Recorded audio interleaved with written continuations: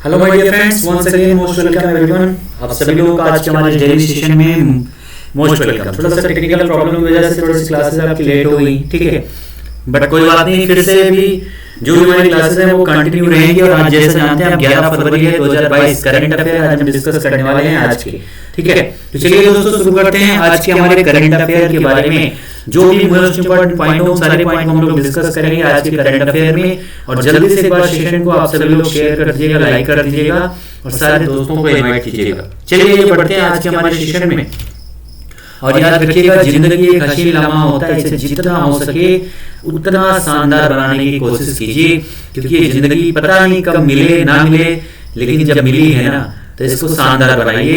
यही एक हसीन ख्वाब होना चाहिए और शानदार बनाने के लिए जिंदगी आपको मेहनत करनी पड़ेगी अपने लक्ष्य पर, अपने ड्रीम पर।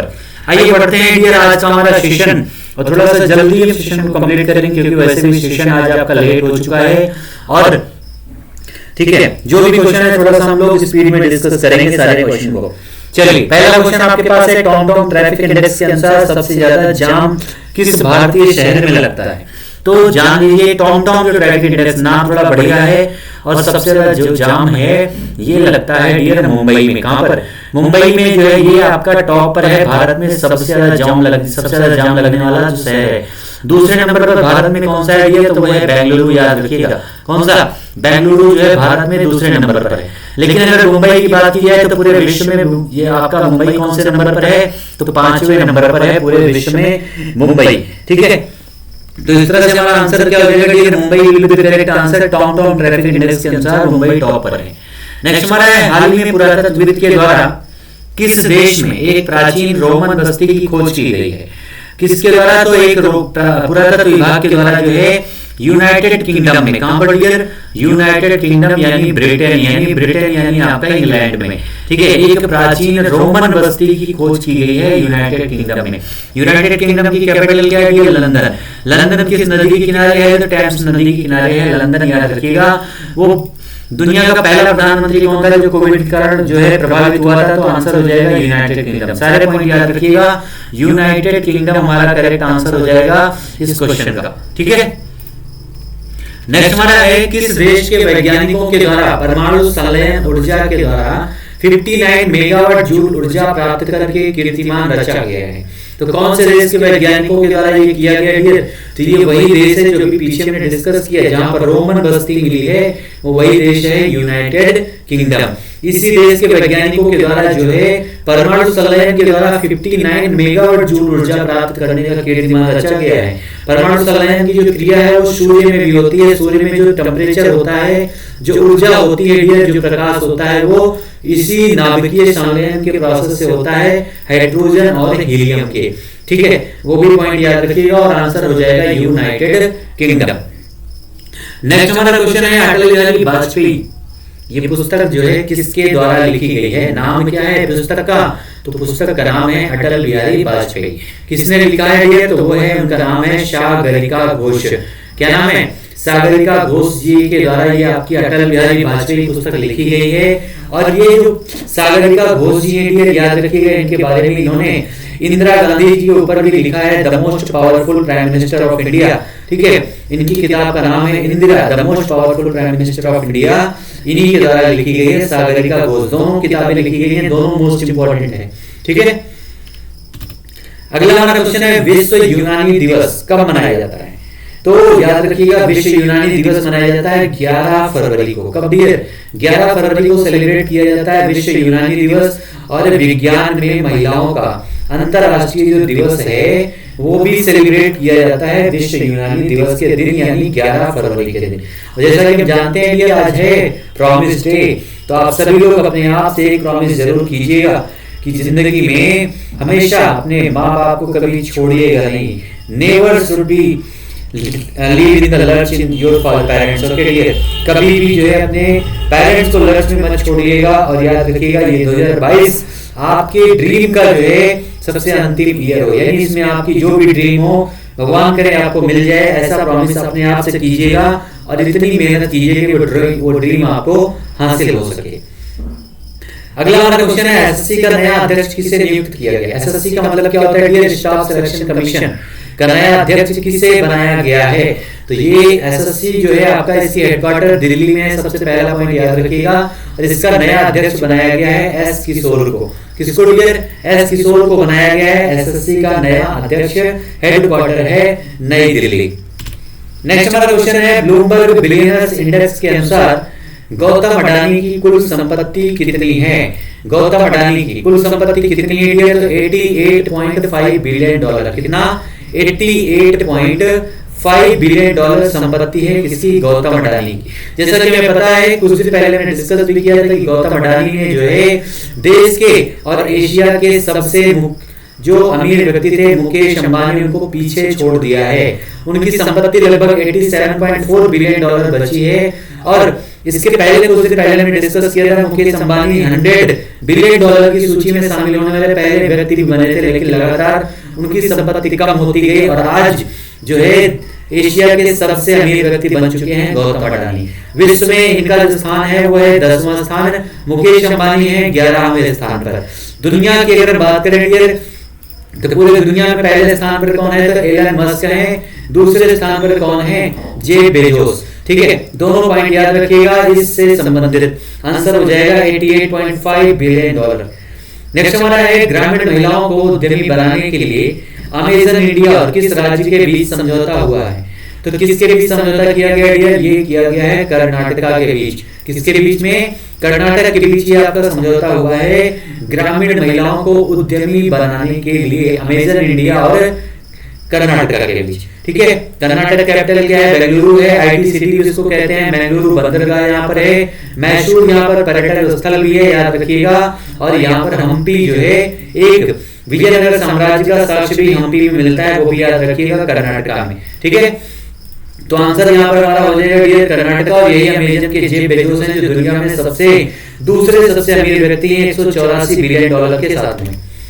अगला हमारा क्वेश्चन है, आरबीआई के द्वारा रेपो रेट कितना रखने का फैसला किया गया है? आरबीआई के द्वारा, RBI reserve bank of India.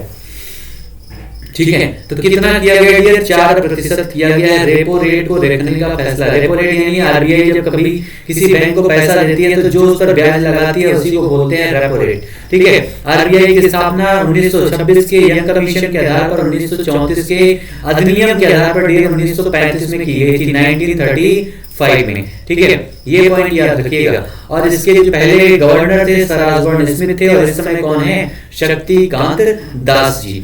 Reverse repo rate कहाँ कितना है? तो 3.35% है रिवर्स रेपो रेट। और लगातार 9वीं बार है जब आपका रेपो रेट को चेंज नहीं किया गया है, 4%। नेक्स्ट हमारा है, किस देश ने विदेशी ड्रोन के आयात पर प्रतिबंध लगा दिया है? यानी ऐसा कौन सा देश है जिसने विदेशी ड्रोन के आयात पर प्रतिबंध लगाया है? तो वो देश है डियर इंडिया। कौन सा? भारत वो देश है जिसने विदेशी ड्रोन के आयात पर पूरी तरह से क्या कर दिया है? तो प्रतिबंध लगा दिया है, याद रखिएगा। आंसर हो जाएगा इंडिया हमारा इस क्वेश्चन का। ठीक है, India will be correct answer.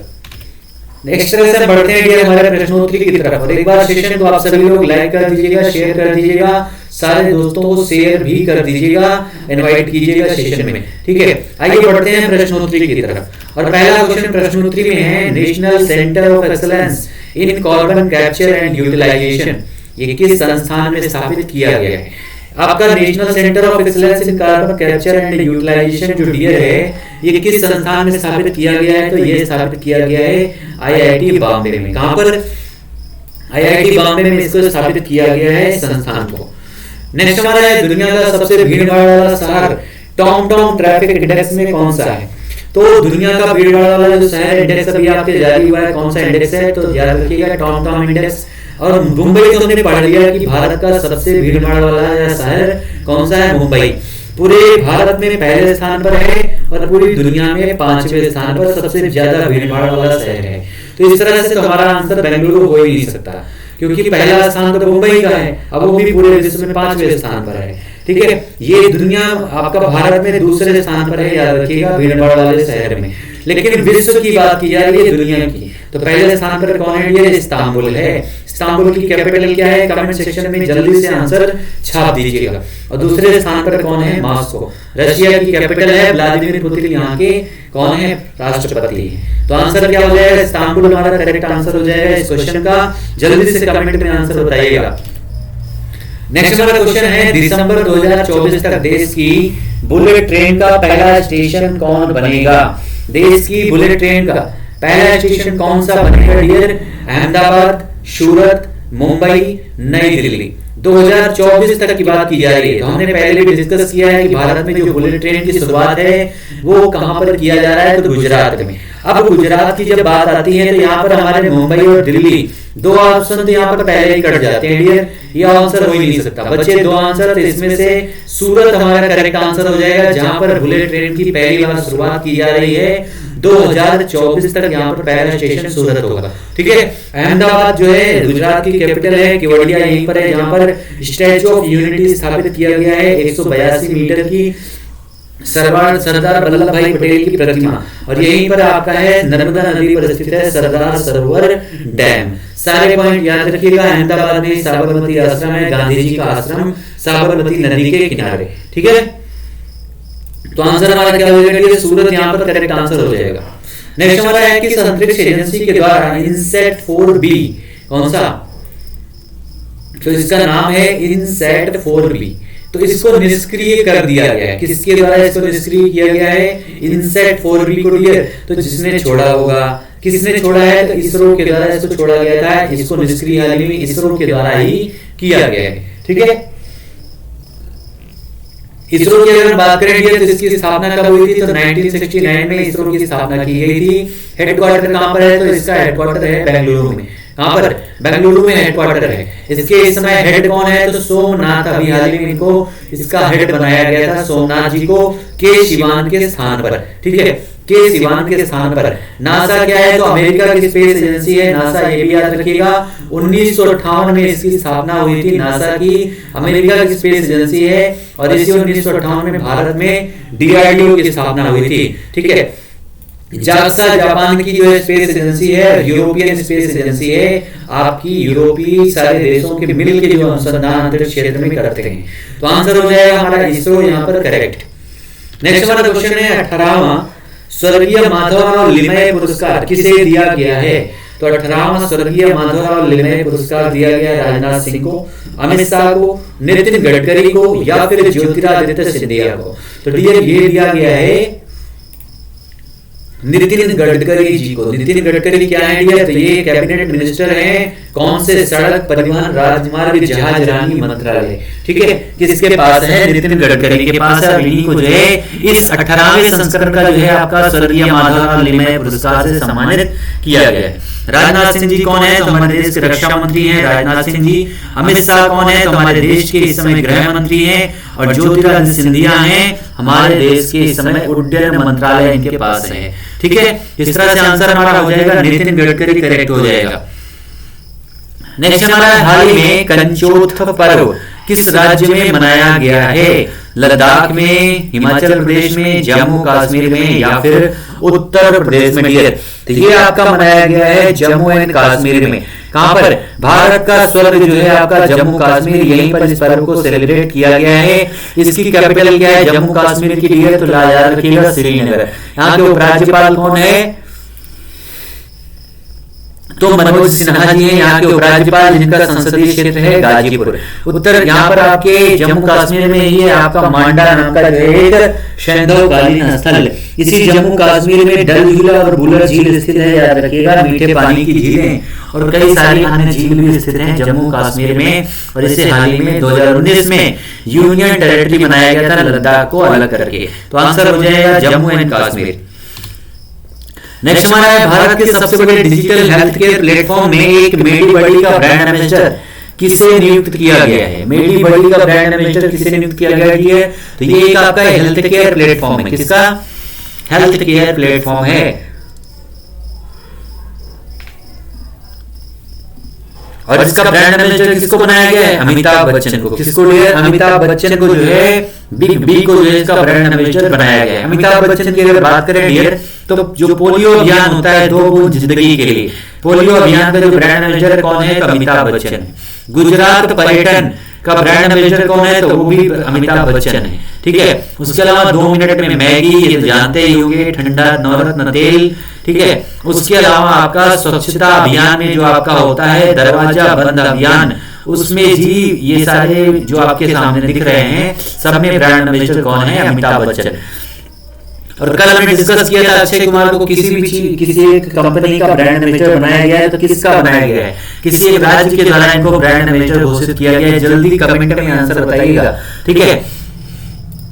Sonu Sood को जो है पंजाब के द्वारा टीकाकरण के लिए ब्रांड एम्बेसडर बनाया गया था। दिल्ली सरकार के द्वारा कई सारे पहल में इनको ब्रांड एम्बेसडर नियुक्त किया गया है। Shahrukh Khan fair and lovely के लिए ब्रांड एम्बेसडर इनको बनाया गया है, ठीक है। इस तरह से हमारा आंसर हो जाएगा Amitabh Bachchan will be the correct answer of this question.